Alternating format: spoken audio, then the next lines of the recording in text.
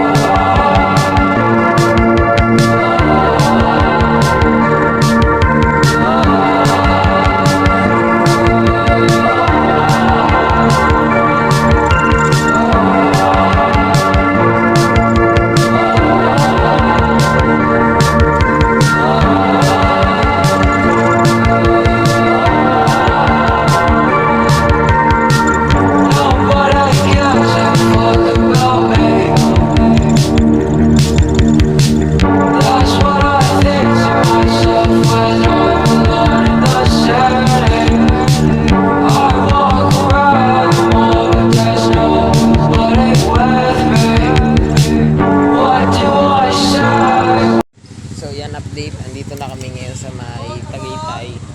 So yun, nag-park lang sila, yung sila lola, nag-park lang sila. Ito na kami sa Tagaytay. Ayun sila, nag-park sila lang.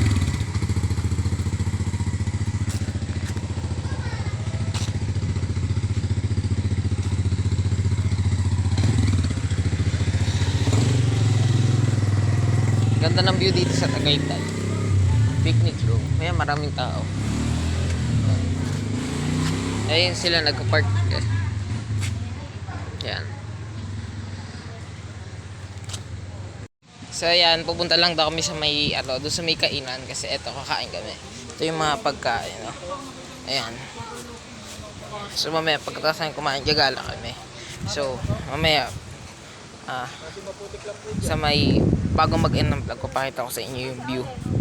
Ayan. Dito, baba kami.